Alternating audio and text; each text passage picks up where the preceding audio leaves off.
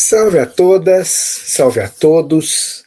14 de julho de 2026, prosseguindo a leitura, vamos falar dos índigos. Deixa eu pôr aqui no palco os índigos. Os índigos, 29/6/2010.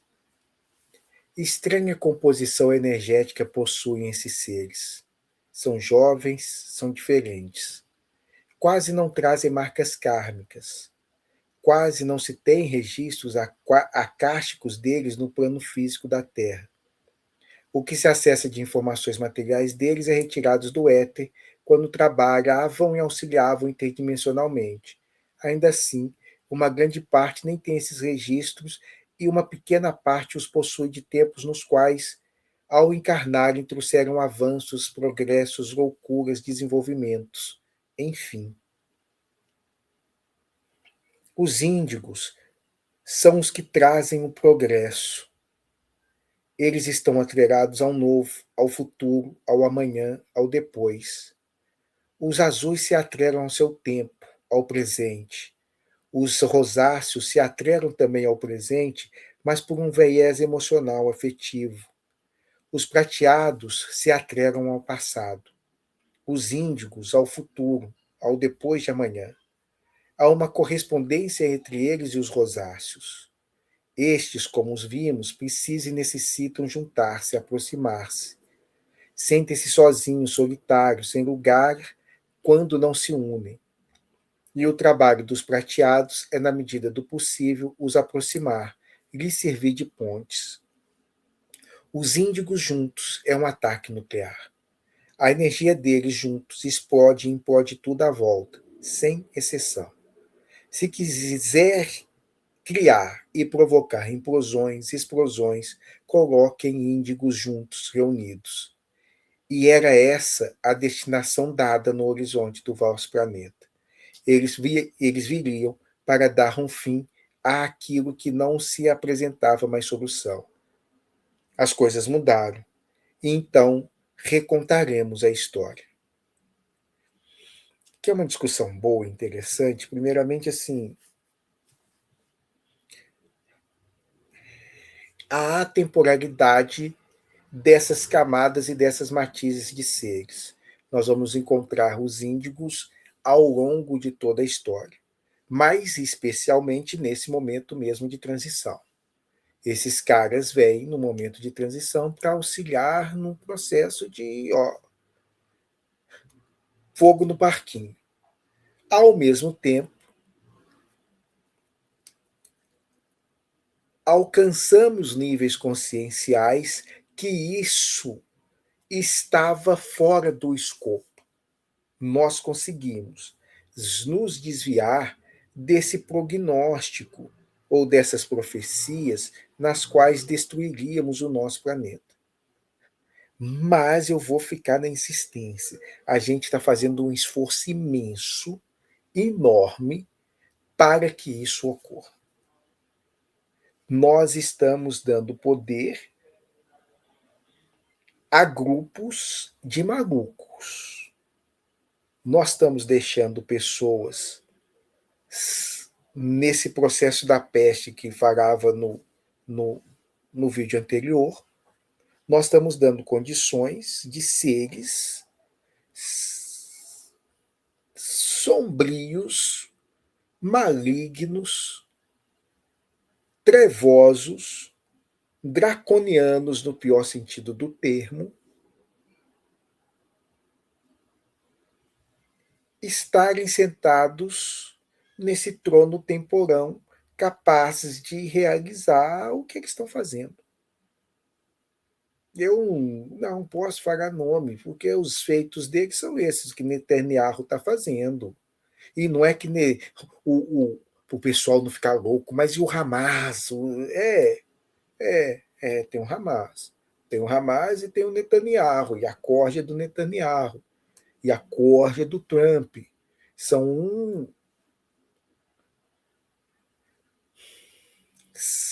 seres complicados, muito complicados. Mas eu sigo aqui porque eu estou querendo falar dos índigos e de como que eles promovem e trazem essa energia de transmutação e de transformação, silenciosos, mas eles agitam tudo que está à volta. Na presença de um índigo, nada e ninguém fica como era. Então, aqueles seres que estavam adormecidos, quase que no estado de letargia e de pedra,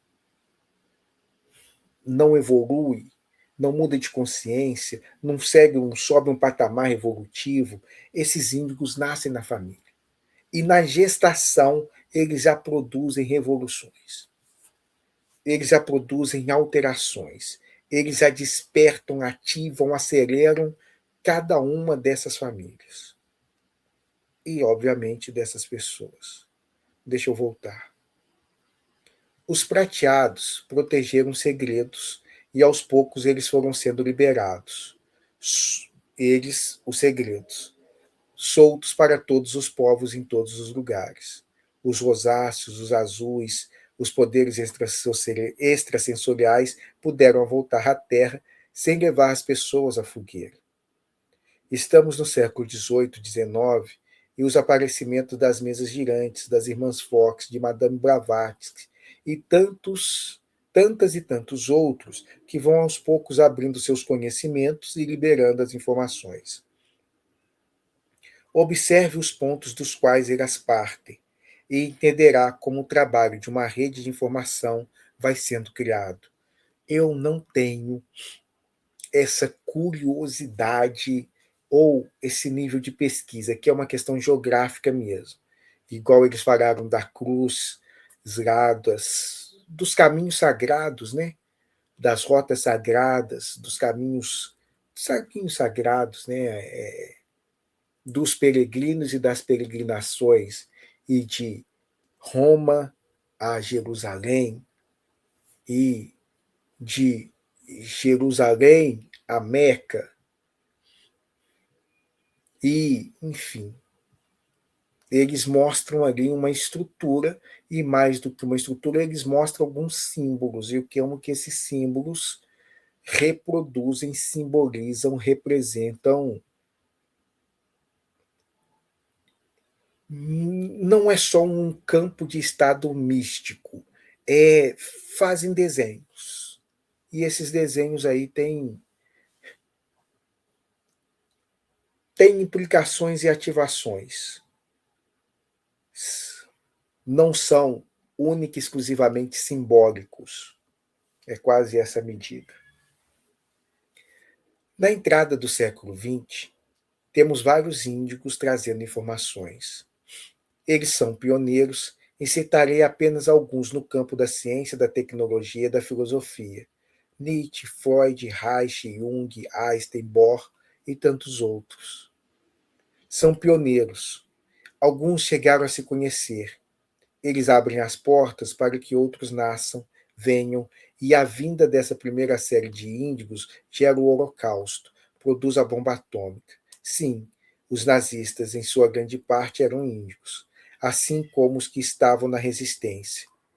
Se fizeram mal, se fizeram bem, a história mostra por si mesma. O que nos importa enfatizar é que fizeram progresso, avançaram e mexeram com as mentes, com os corações, movendo a cruz no espaço, no tempo e espaço, consequentemente na consciência de cada um. Eles mexeram com a consciência planetária. Depois deles, outros chegaram e outros puderam retornar. O sentido era não mais colocar fim na Terra e sim salvá-la.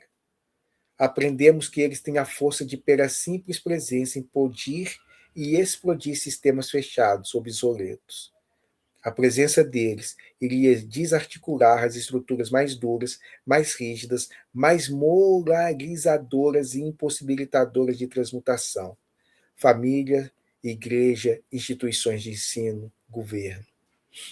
Bastaria colocá-los em lugares chaves para que, naturalmente, catalisasse toda a raiva, todo o desespero, todo o medo de mudança e de transformação. Assim foi feito, e assim está sendo feito. Eles alteram a ordem do mundo.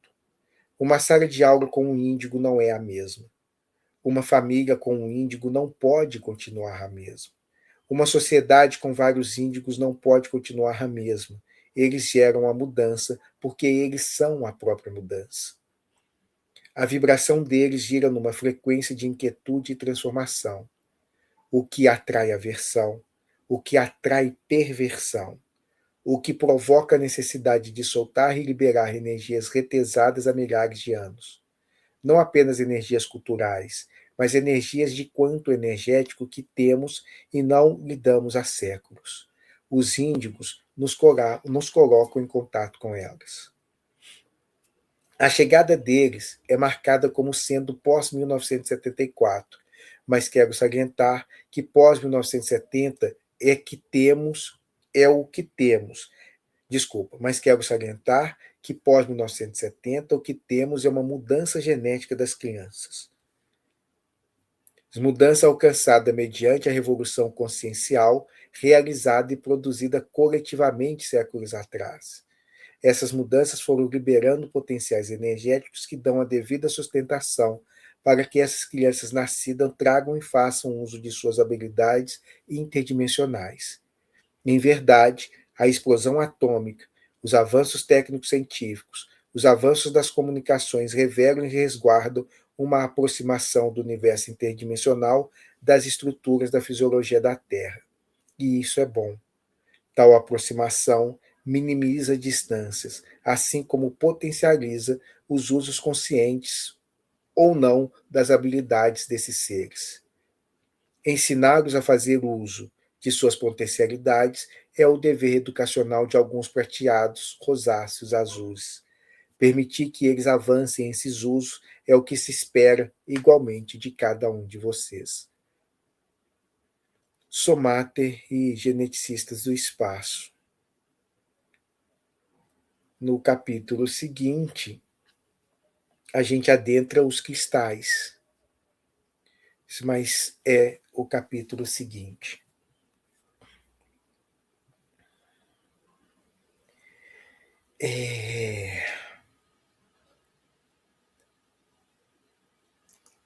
Essas classificações auxilia muito na leitura, no entendimento de quem é o seu filho, de quem é o seu neto, de qual é o campo energético que ele atua, que ele trabalha, que ele vibra.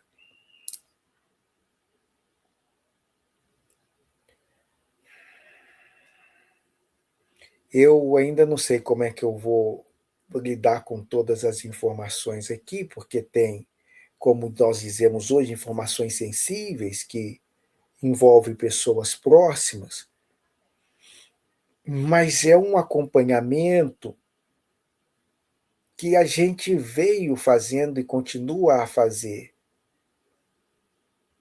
tanto no nosso ofício de sala de aula, como professor, como pai, como tio, como avô, né? A matriz energética desses seres que vão chegando e como que eles remodelam, reestruturam toda uma casa e todo um lar. E como que isso, numa amplitude, que aí é o trabalho que a gente vai aprendendo com os amigos, eles vão eles vão nos ensinando a observar isso numa escala maior, porque a nossa escala é a escala da nossa família. Nós que estamos na sala de aula ampliamos um pouco mais, mas ainda assim é uma escala reduzida, é uma escala que está praticamente direcionada a um bairro. E a gente daqui fica criando especulações. Será que é possível ampliar essa visão? Será que é possível ampliar esses dados? Será que é possível ampliar essas informações? E a gente vai vendo que sim, tem características geracionais muito impactantes mundialmente. As queixas, os resmungos, as orientações, muito geracional e muito universalizada, né? Os estudos, aí eu volto às questões pedagógicas aqui, é uma área que eu foco mais, estive mais atento por mais tempo. Os pesquisadores espanhóis, os pesquisadores finlandeses, os pesquisadores brasileiros, os pesquisadores americanos, os pesquisadores franceses, essa troca, chilenos, essas trocas de materiais, fazendo uma descrição dessa sala de aula, o que estava acontecendo ali dentro. Gosto de ficar discutindo isso, porque haviam queixas muito sérias sendo relatadas pelos professores. E a gestão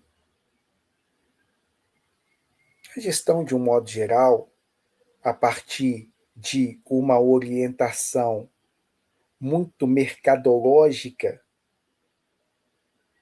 acreditou que o problema não era necessariamente geracional por parte dos alunos, e sim dos professores. Os professores é que estavam defasados, os professores é que não tinham mais condições de dialogar com a linguagem dos alunos. E tudo bem, isso é uma realidade. No entanto, o que foi se mostrando, e isso se evidencia muito quando esses caras chegam no mercado de trabalho, que o problema não era exclusivamente dos professores. Não era uma questão, como diria um irmão, não era uma questão de falta de esforço, falta de capacitação, falta de. Era realmente um grupo de seres muito diferentes que grande parte das coisas que lhes eram apresentadas e lhes são ofertadas não lhes apetece, não lhes fazem o menor sentido e eles não estão se movendo em direção a quase nada disso. E nem estão apegados a absolutamente nada disso. Eu conto essa história para os alunos, para os pais de alunos. Aqui, conversando com meu filho logo ali na frente, dentro dessa nave aqui, tá enchendo. Aí, meu filho, pela primeira vez, estava estudando. Ele ia ser reprovado, mas não tinha problema, porque ele estava estudando.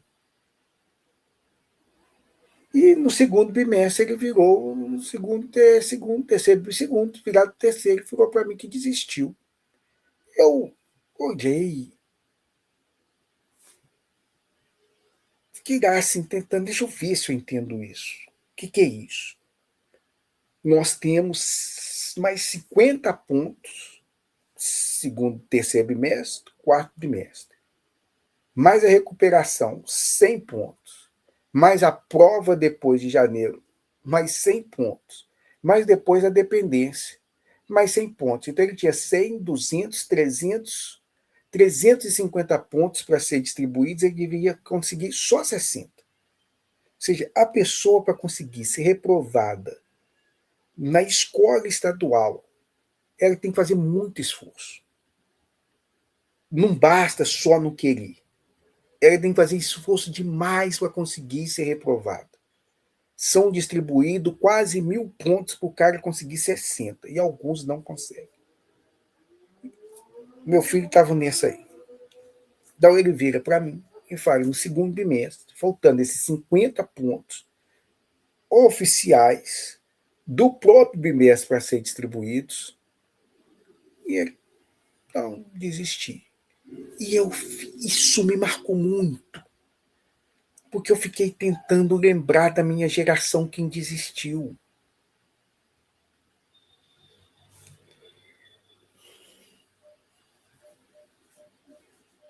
Na geração dos meus pais, quem desistiu.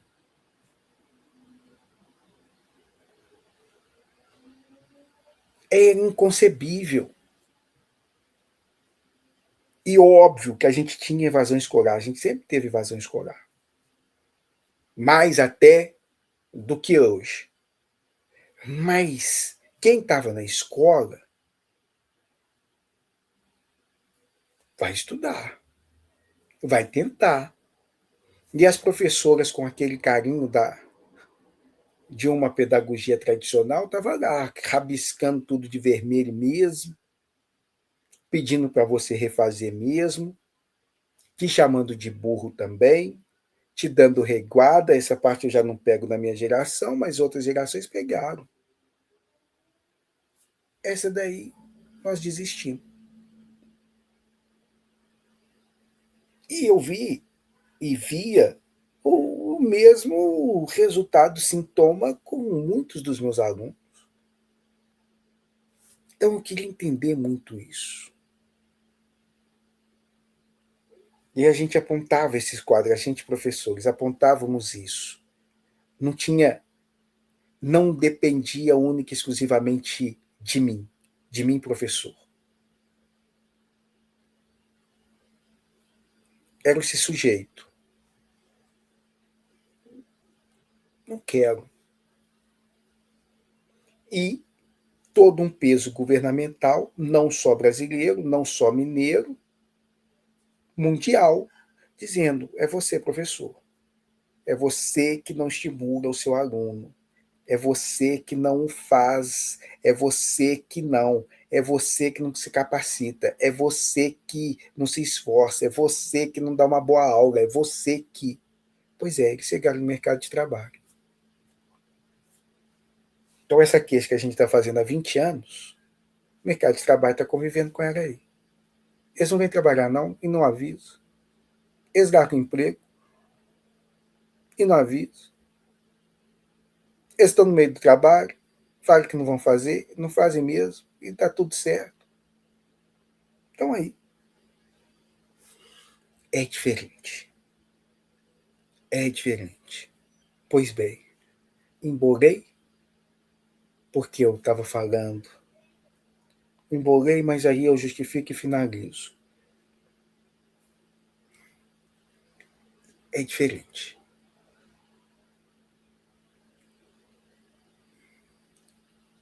Esse senso do dever e da obrigação que nos motivou e que nos deu curso, e que nos deu rumo, por essas coisas aí não tem não. Nada disso.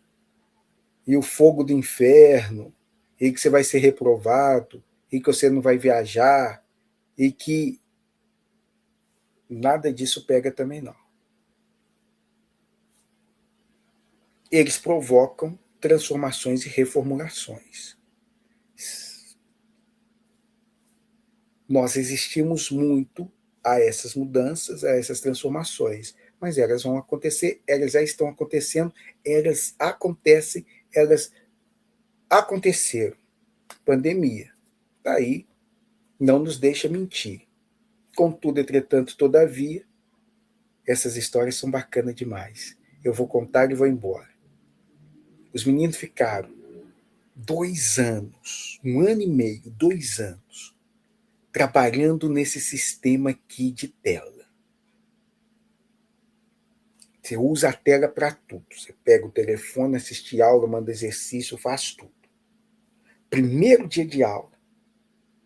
Primeiro dia de aula. No presencial. Os meninos pegam o telefone e já ganham um tapa na mão, um berro na cabeça. Guarda isso aí, aqui não é lugar disso. Dá para entender?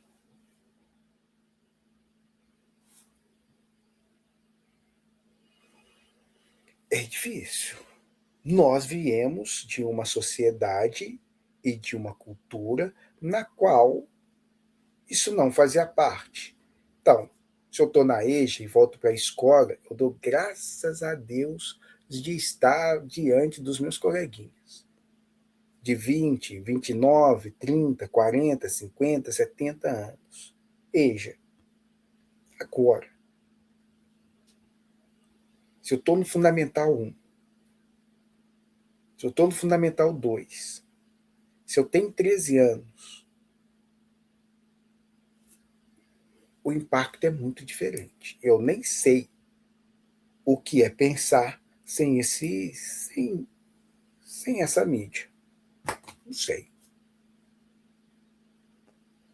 E a gente cortou no mesmo dia. Chegou na sala de aula presencial, uma carteirinha atrás da outra. Aqui não tem nada de tecnológico. Isso daí não existe. Aí você pira os meninos. E a gente está fazendo essas disrupturas muito malucas. Isso serve até aqui, para lá não serve, você pode usar, isso aqui não pode, isso daqui vale, isso daqui não vale.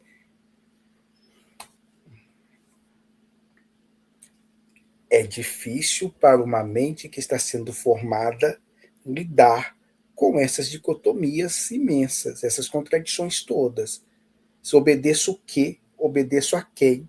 Sigo o quê? Sigo como? Nós uma hora vamos ter que pensar sobre isso. Essa hora já está passando. A gente está muito atrasado.